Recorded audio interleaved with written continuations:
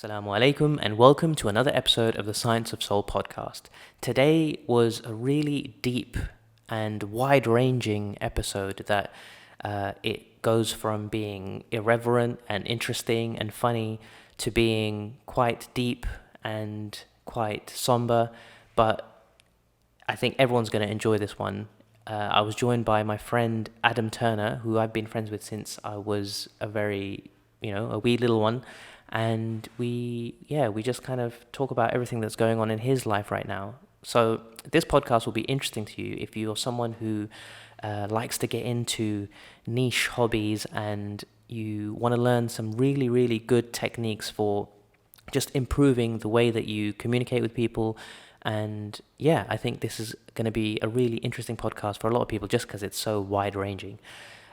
So please enjoy. But And as always, I'm going to ask you guys, please like and subscribe to the channel, share this video with your friends and family, and also leave us a review on Google Podcasts, on Apple Podcasts, and on Spotify. Okay, enjoy.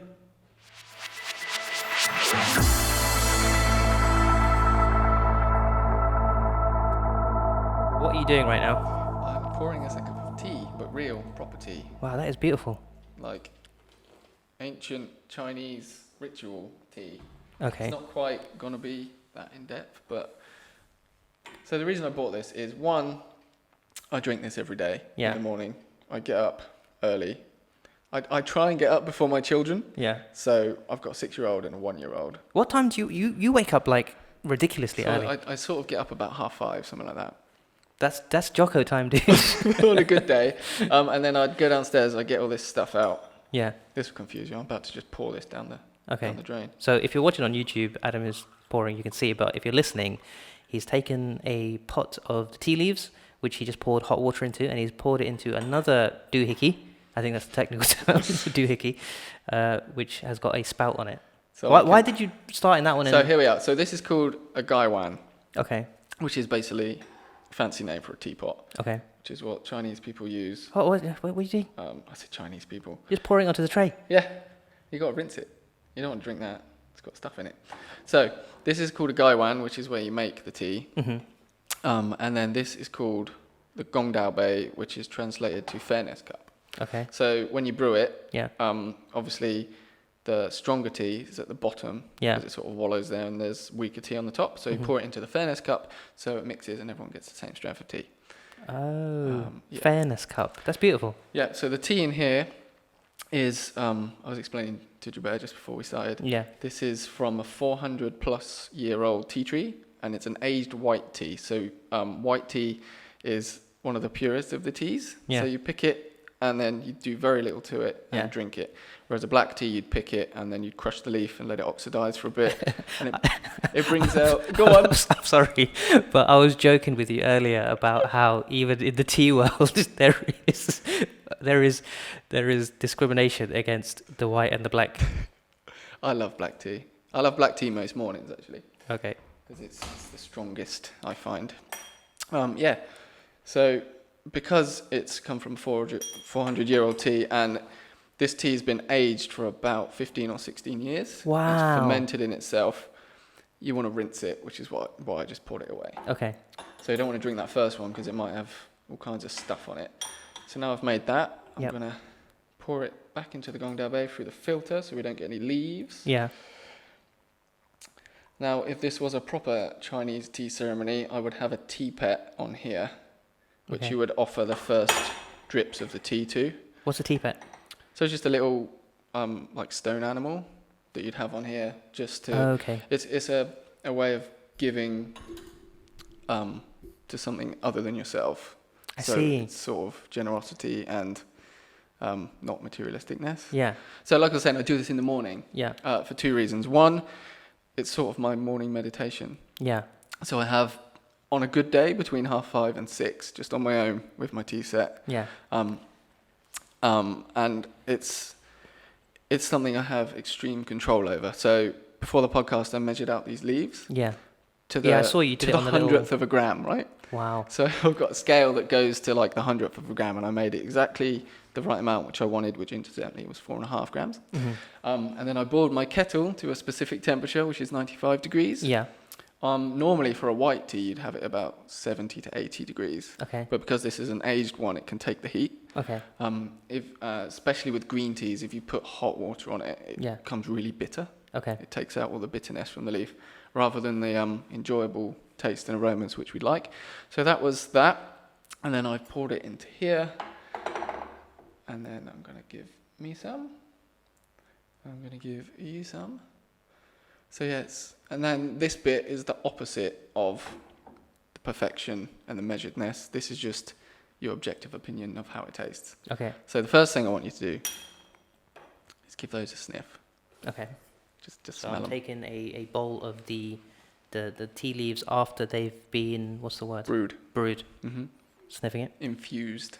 Oh, that smells beautiful. The thing is, I think I'm probably a terrible person to smell this because I've got nothing to judge it against. But what I can smell smells really nice. Mm-hmm. I mean, I should have better vocabulary to describe It's that. really nice. It's really nice. It's perfumey. It's floral. I don't know if these are the wrong words, but whatever word you like. This is what I said. This is why it's completely different to the measuring. yeah. When you're measuring, it's perfect to the gram. When you're boiling, it's to the perfect degree. And this is just your own experience. Okay. And it changes every time. So this is the first infusion. When we get to like the fourth or fifth, it will smell and taste a little bit different. Wow. As well. Also, you keep going with the same. It's not like a standard tea bag in a supermarket. It's like proper. That is awesome. This is my most expensive tea. Yeah. Which I'm bought to share with you, and it's an experience. Do you know what? Okay, so I'll comment on it before I take a sip. I love this whole thing because even the terminologies around the names of the tools of the process are around sharing and giving and generosity. And what's so cool about it is that you've brought it here to enjoy with me today. So it kind of almost feels like it's a proper ritual. It is proper ceremony. Definitely that. All right, shall I do it? Yeah, here we go. Give it a sniff first. I'm not going to get drunk from this, am I? No. Okay. It's fermented, but it's not alcohol fermented. Okay.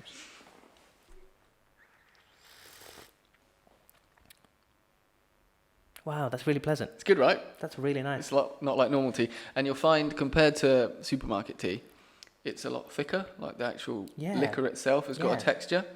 Mm-hmm. That comes from the aging, and that's how you know it's good tea. You can see sometimes the bubbles stay on the water, and because it's so thick. Yeah, it's kind of like silky. It's not like just water. Yeah. It's more than water, but it's not like milky. Mm-hmm. Yeah, I love it. So I try and do this every day if I can. Anyway.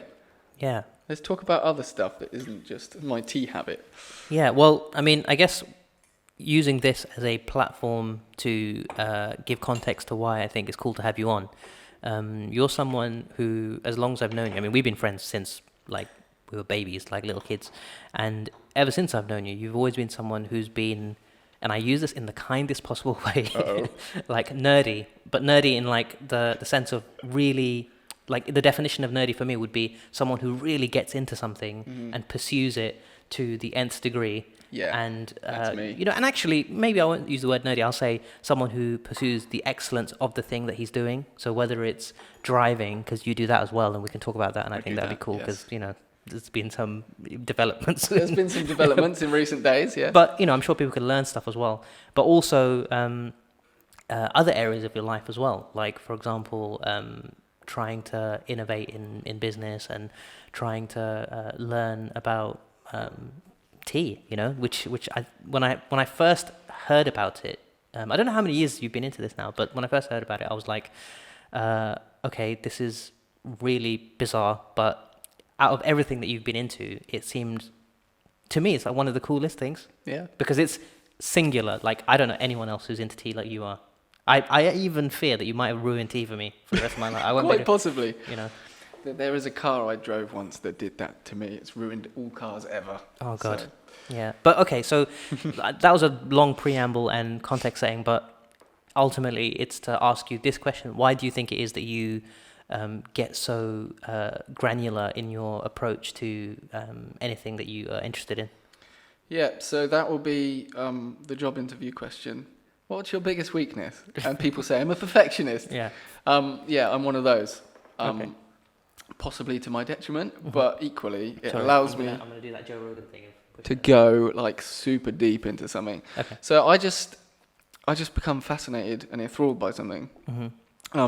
And like the nuances of stuff. Yeah. So I forget the name, but there's a paradox, which is basically the more you know about something, the more you realize you don't know anything at all. Okay. So it's like this ever-expanding box. So you'll have someone that gets into like a new thing, and then they practice it for a couple of weeks, and like, I'm really good at this now.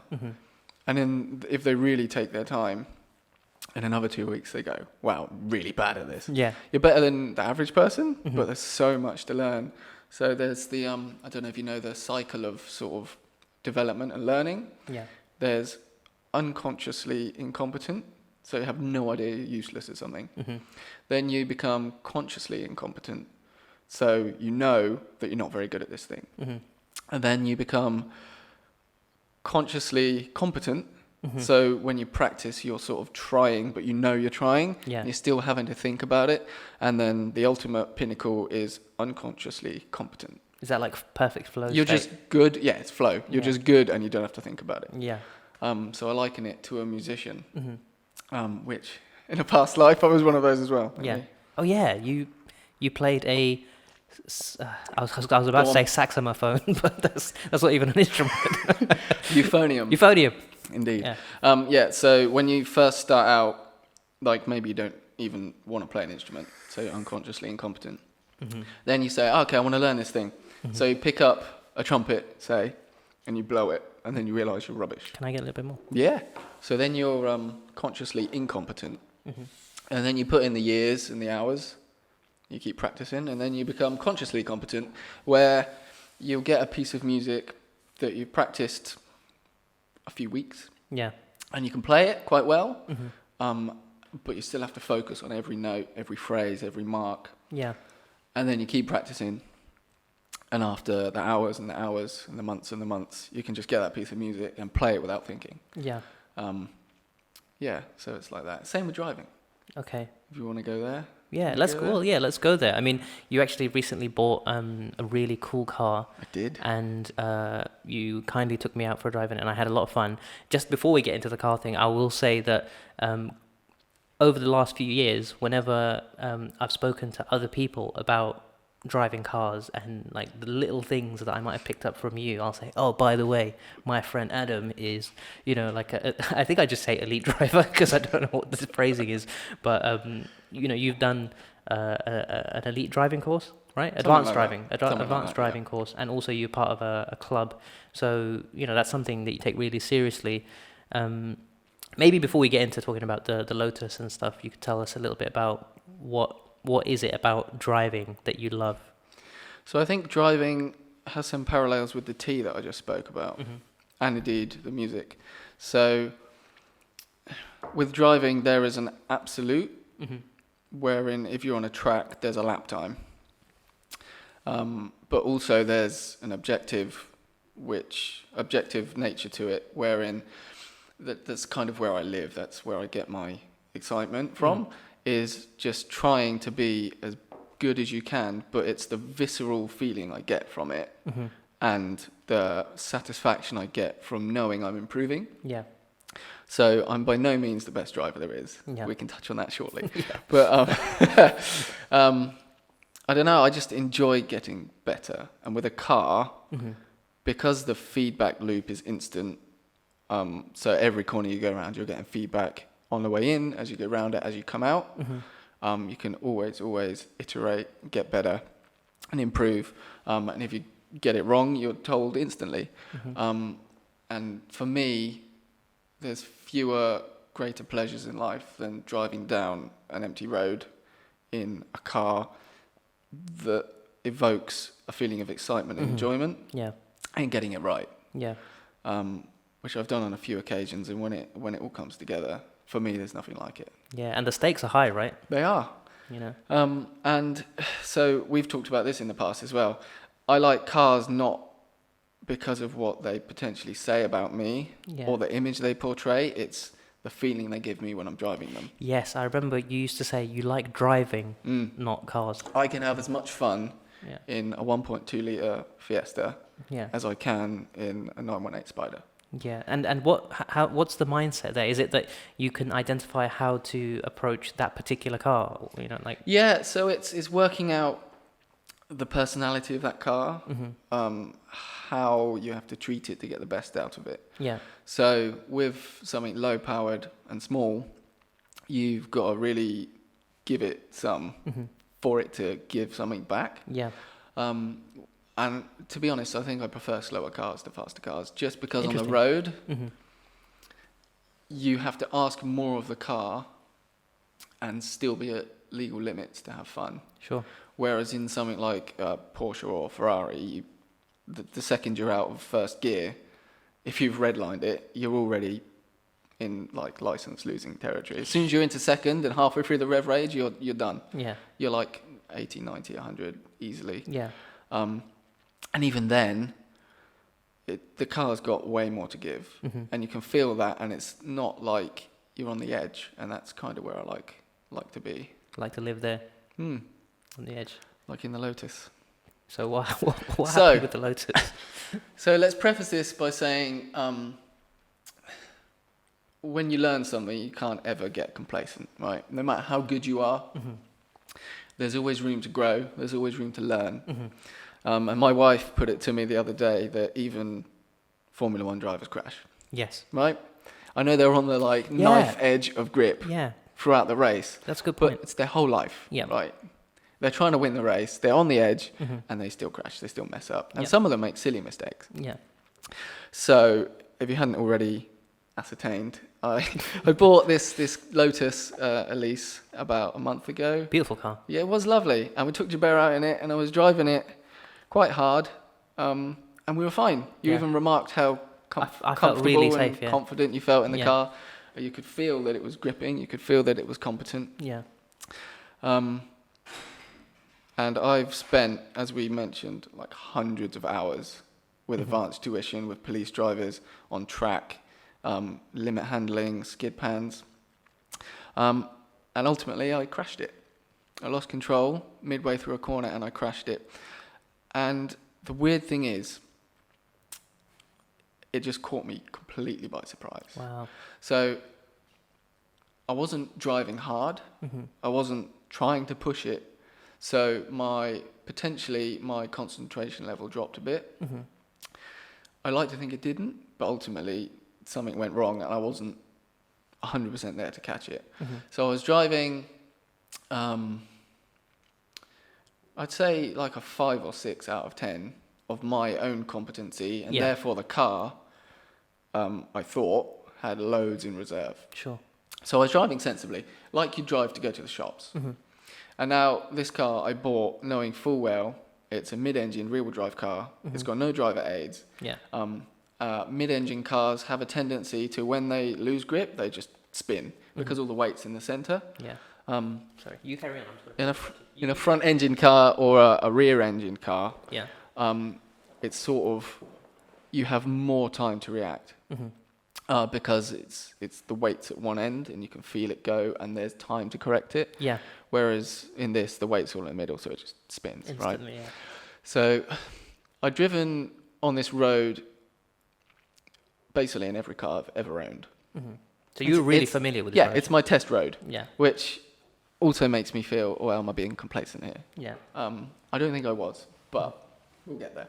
So I've driven this road hundreds of times in all kinds of different cars. I'm a serial car buyer. Yeah. This is the first one I've ever killed. But it's about my 20th or so. Wow. I think. 20 cars? Yeah, I get bored quick. And you're what, like you're only 32? Something like that, yeah. That's crazy. Yeah, but I just like them. Yeah. And like I say, I like to experience different cars and learn how to get the best out of them. Yeah. And then I get bored, I switch it for something else. So I was going down this road and I was driving a lot harder previous to the accident. Still well within the law. It was raining, so I took that into account. It was slippy. And then I backed off. And then 4 or 5 corners after I backed off, I was driving as I had been, using my advanced skills and knowledge to drive around a bend. And at some point on that bend, the rear tyres just let go. And the car spun round. And then the front end hit the verge, and then the car span round, and I reversed it into a ditch. It's like one of my dream cars. I've had it a month, and then I've binned it. Doing something I should know better. Sure. But it's a learning experience. Everyone in the car was fine, absolutely fine. Like, not even whiplash. We had a sore neck for a couple of days, and that was it. But the car was a total write-off, unfortunately. Okay. So. Well, what I'd like to ask you is, and you kind of alluded to it anyways, you took this whole experience as a learning experience. What are things that you're coming away with from it? No matter how hard you practice, no matter how good you are at something, you can still be caught out. Yeah. I've just put my kettle back onto boil, sorry. That's completely fine. I think it's actually awesome that you are seeing this as a way to better yourself. And, I spoke to Robert recently on the podcast, which you know about, and you might not have heard it, but, just to allude to what we spoke about on that was just ultimately in life you get to where you want to go because you try and develop yourself and you try and learn. And that's something you and him have in common quite a lot. And so I think that's awesome. That's something really positive to take away from something that's quite, for a lot of people, will be quite devastating. Like I've been in really minor collisions, and I remember how much it's like ruined my month. Or pretty sure I was in the passenger seat for one of them. Yep. I was going to go there, but you weren't there. Fine. Yes. So you were there as well. And yeah, it's it's horrible. But that wasn't your fault though. Thank you. That's on the record now. But to see you come away from this with a positive mindset, I think is really encouraging for anyone who might be out there. Now, earlier on, I told you there was something I wanted to ask you about. And just before you ask me that, can I just... Yes, go. What's the alternative to not wanting to learn from it? Yeah, actually, to say, I'm never going to drive again. And 10 minutes ago, I told you it is the most enjoyable thing in my life to me. Yeah. To throw a road together in a car in harmony. So, yeah, okay, I just don't drive again. I just give up my biggest hobby. Fearful that that's basically what it is, isn't it? You give into the fear. Fearful it's going to happen again, never drive again. Get a diesel Volvo, poodle along 20 miles an hour everywhere and have no fun. That was a sick burn against Robert. Well, so, yeah, they're your two options. You either learn, improve, continue, or you just give up. Give into the fear and give up. Yeah.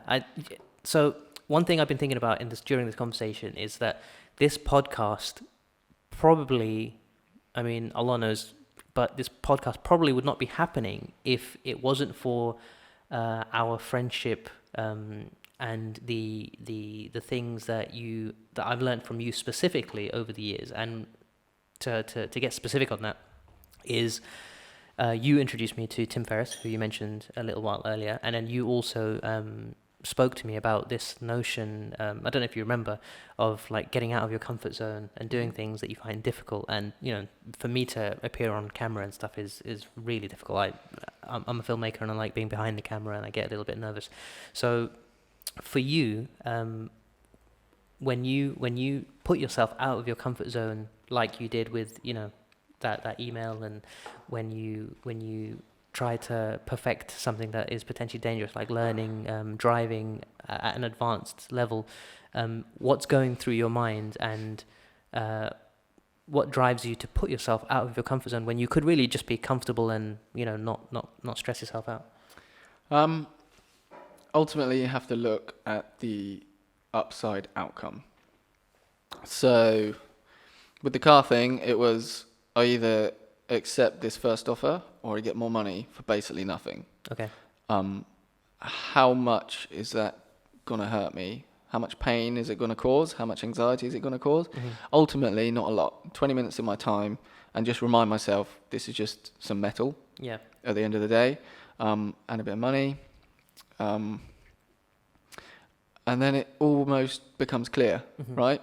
So for me, actually, I'm really, and you have this as well, I know, we're really bad at ringing people. Oh, yeah. So so I struggle even to ring tradesmen for like quotes on like work at the house. Yeah. So recently, actually, a good example of this, it sounds really silly, but it petrifies me. I don't know why. So we're having the driveway done. because I wanted somewhere nice to store my car, which I now don't have anymore. Yeah. But the thought of just ringing up 3 people to come and give me a quote for a driveway petrifies me. And I think it's just because I feel like I'm not good enough. Like, I don't know anything about a driveway. Mm-hmm. And my first thought, Yeah. rightly or wrongly, is they're going to try and screw me over. Mm-hmm. They're going to see right through me, say I have no idea about building, and just quote me 3 times what it would cost. Like, if someone who knew that what they were doing was negotiating properly. Yeah. But then you have to realise, actually, if you're calling 3 people and they all want the work, they're competing with each other. Mm-hmm. So it doesn't really matter how much I know or don't know. Yeah. I can make a decision based on meeting them and talking to them and what they say. And if 2 of them say, this is the way to do it and it's going to cost this much, and another guy comes up and says, this is the way to do it and it's going to cost half the price of the other 2, Mm-hmm. I'm going to question the guy that's come back at half the price, actually, rather than the one that's more expensive. Yeah. So the downside is I don't ever get a driveway. The upside is I get a really good driveway at a cost I know is reasonable. Mm-hmm. And I get to learn again. So now I know quite a lot about building driveways as it happens.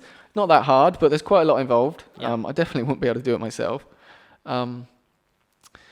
So that's that example. And then I guess slightly more tricky is when you start your own business. So that's the huge one. Yeah.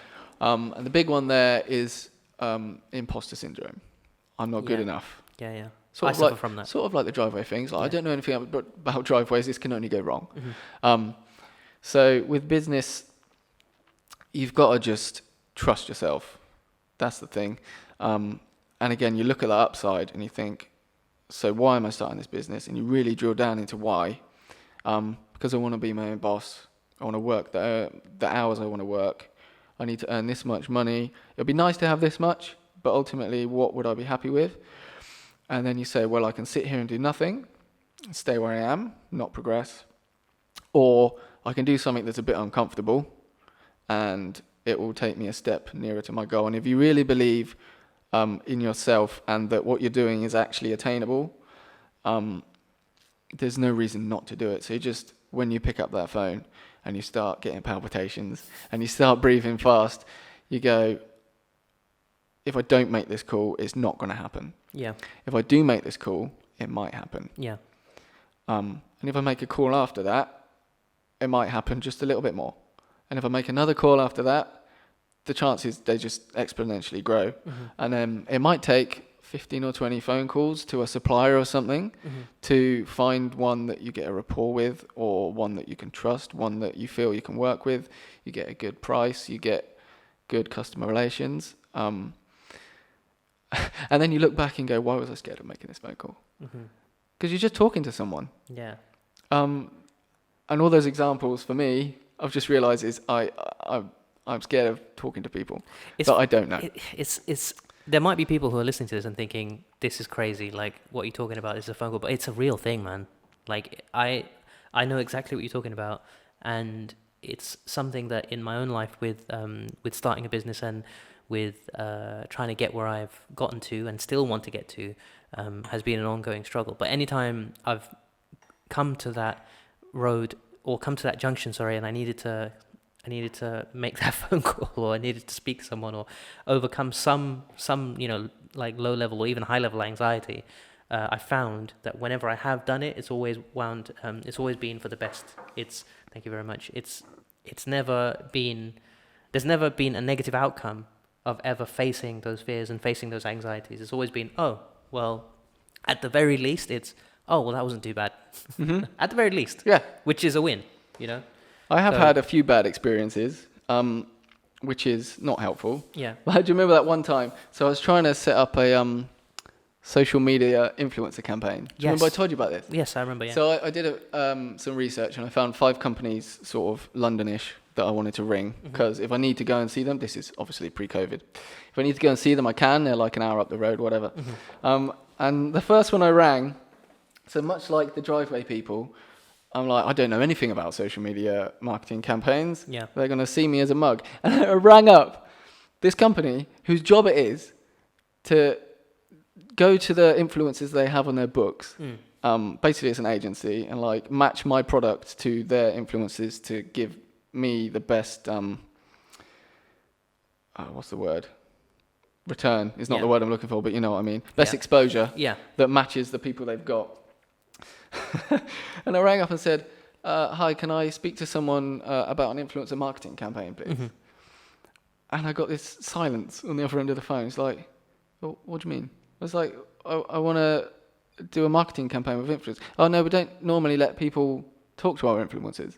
So, no, I don't want to talk to them. I want to talk to you about doing... And it went backwards and forwards for like a minute and a half. And I already have concerns that my communication skills aren't great. But as far as I can tell, I was asking for them to do the thing that they do, and I was just getting negative after negative back. And I hung up the phone, and I was the next call I made, I was like, what am I doing? And then, so I was in a coffee shop, and I was like, well, I'll just have a cup of tea. And then I got the courage, and I rang the second one, and I said, hi, can I talk to someone about a social media campaign, please? And like, yeah, sure, I'll just put you through to like Jason or whatever. I was like, why didn't that happen last time? So talk about kicking a man while he's down.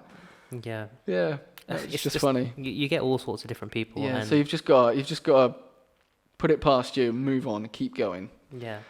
There's a book out by Malcolm Gladwell called Talking to Strangers, and it's just about how I need that. It's such a awesome book. He talks about how you can have really, really fatal consequences to when people aren't understanding each other, and it can help to, I mean, not everyone has this luxury, but it can really help to understand where someone's coming from before you have this conversation, and try and empathize and sympathize. And in one particular case, and I guess it's kind of relevant to what's going on now, you know, with the Black Lives Matter movement, a lady, I'm blanking on her name, but she had moved, this is in America, she had moved from one part of the country to another, and a police officer had pulled her over because her license plate was from another state, and you know, he thought, this is strange because it's a small town, why would she be here? And so he pulled her over and he started asking her some questions, and he had no idea why she had moved, any of those circumstances. And for her, those circumstances were quite difficult. She'd left her life and she was starting again in this whole new place. And so when he started asking her questions, naturally, with everything that was already going on, and now a police officer pulling you over, she's extra stressed, and to ease her stress, she lights a cigarette, because that's her way of coping with stress. Now, the police officer reads that as a sign of antagonism, because when he sees someone lighting a cigarette when he's speaking to them, he sees that as someone who's being subversive or rebellious or in somehow non-compliant. And the conversation between them just escalated in its tension, and eventually led to the lady being arrested, taken into prison, and then eventually, because of the circumstances of her life and the things that she was going through, she actually committed suicide in prison. Wow. And so, like, not to add to the anxiety of our own phone calls when we speak to people, but it just shows the importance of really trying to understand what someone else is saying to you, and you know, you trying to be as clear as possible. And I think now more than ever, it's super important to communicate clearly. And some people, it seems to me, some people refuse to do that. Like, I know you and myself are really, really focused on making sure that people understand us, so that we don't, like you said, so that we don't offend, or so that we don't somehow be misunderstood. But if we're talking about things as kind of serious as this, I know this year's been incredibly transformative and impactful for everyone, but definitely you've had some really big things happen this year that have been life-changing.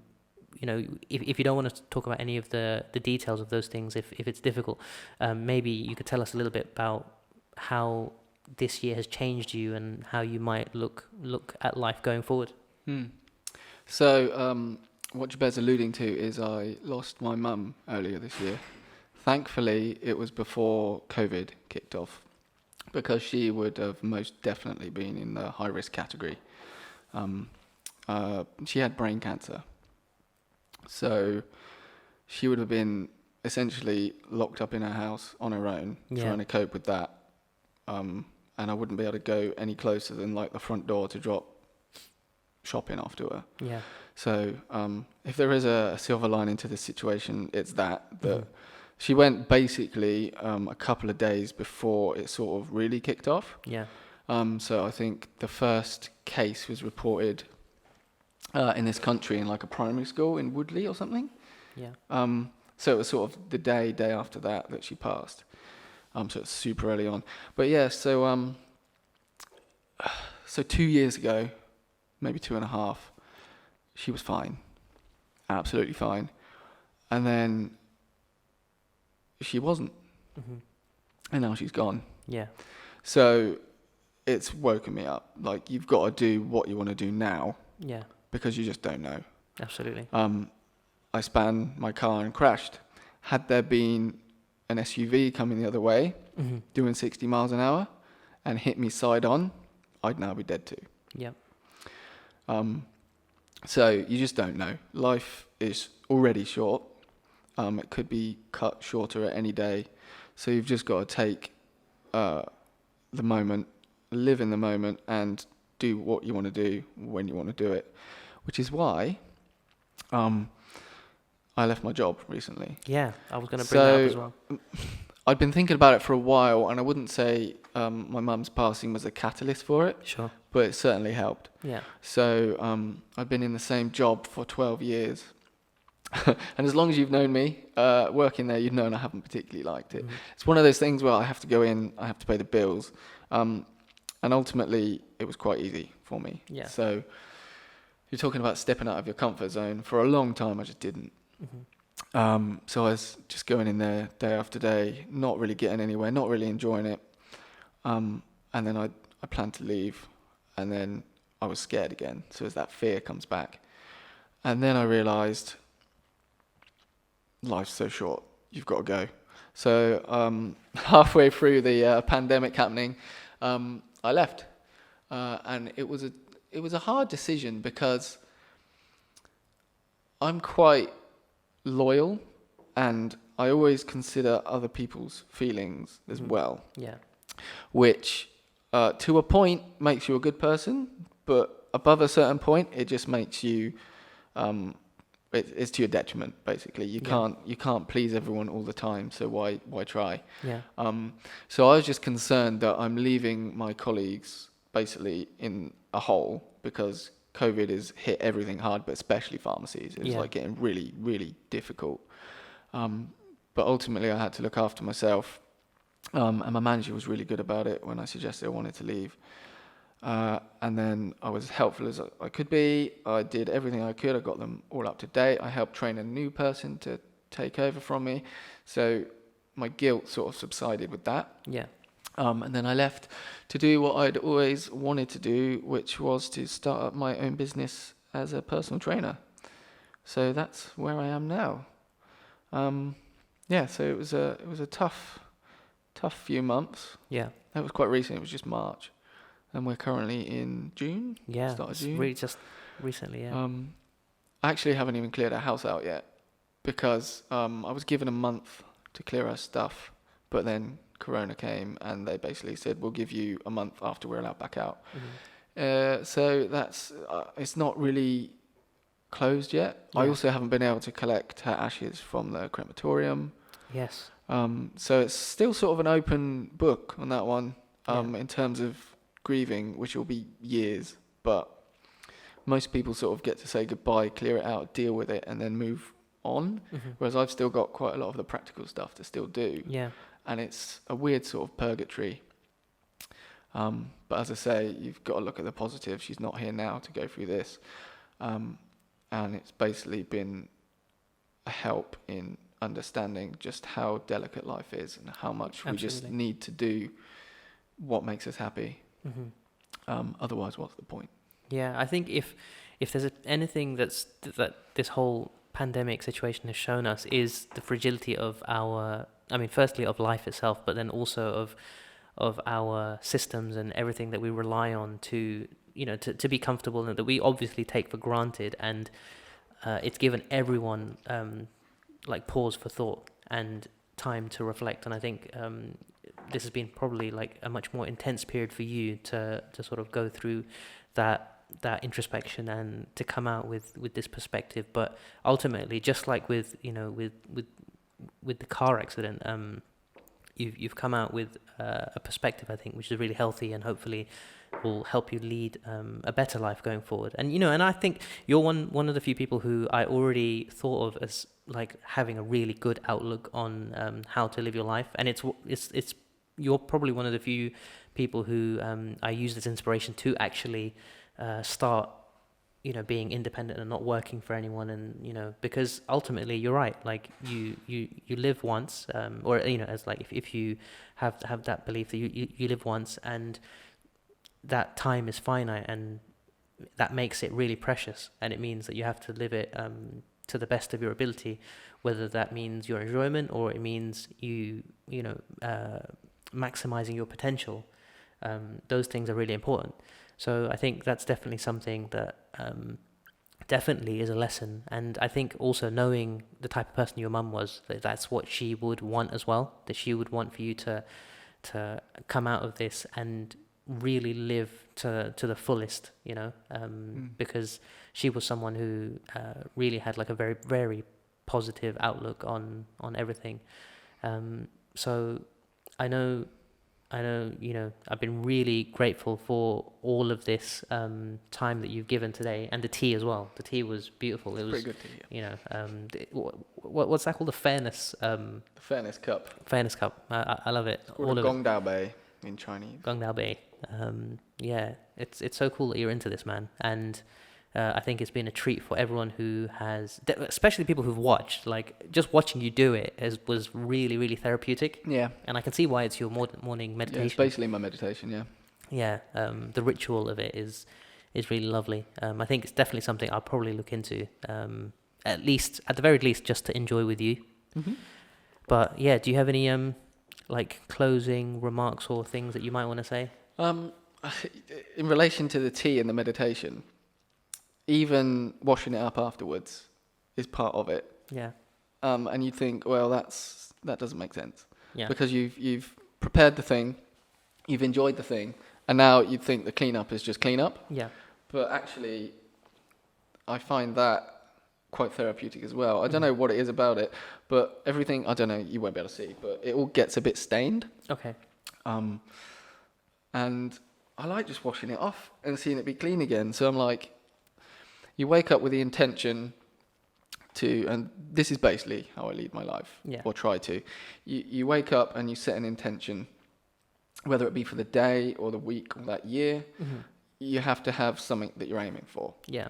My intention with this tea is to quieten my mind, have some me time for half an hour, if I'm lucky, child dependent, and to just focus on being alive. Yeah. Right? So that's the intention for this tea, but you've got to have your main goal set. And then you do it. So you take your measurements, you get everything set up, you plan, you write down how long you're going to brew it for, you need to work out what the water temperature needs to be. Yeah. So that's your business plan, that's your 3, 5, 10-year life plan. Yeah. You work out your finances, you work out where you need to be, and then you set about getting there. Yeah. So then you pour the water in, and then you enjoy it while you're there. Yeah.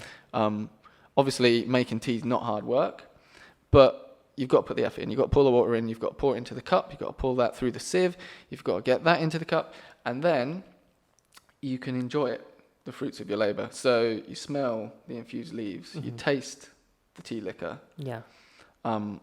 That's like, 10 years later, I've reached that point. Yeah. Because I put in the effort and I followed my plan. And then if you want, you can do it again. So you brew it all over again, you set another goal, and you reach that goal. And then when it's all done, you then have to be grateful, right? You can't. There are people who I'm sure are very happy, but I don't think it's for me, who just want more and more and more. I just want to enjoy my tea. I want to enjoy that 10-year goal. And when I get there, I'm going to sit there and I'm going to lap it up. And then you've got to say thank you and give back, which I sort of relate to the washing up. Yeah. So you're like, thank you, Teapot, for allowing me to enjoy this tea. Yeah. Thank you for making it fair for everyone. And then you wash it all away, and you just sit, and you've still got, I don't know if you've got it now, the tea taste in your mouth. Yeah. Because the liquor coats your mouth, it's still there, the residual's there, but you're cleaning it away, ready for the next day. So I think that's how I do it, really. Yeah. It's the same in the car. I'm going to drive in this circle, I'm going to enjoy it. And then you reflect, how can I improve? Yeah. Yeah, that's it. And just do that. Yeah, I think that's absolutely beautiful. And that's how we go. For those people who are listening and watching who come from a Muslim background, I don't even need to I was smiling as you were talking. I don't even need to draw the parallel between, our own faith and stuff, because of how you mentioned intentions and having that ritual and then the gratitude at the end. It's so universal and so beautiful, and I think really important to have it because it's so good for you. So I think on that really lovely note, we should end it there and maybe catch people next time. Yeah, brilliant. More than happy to come back. Bye, everyone. Bye-bye.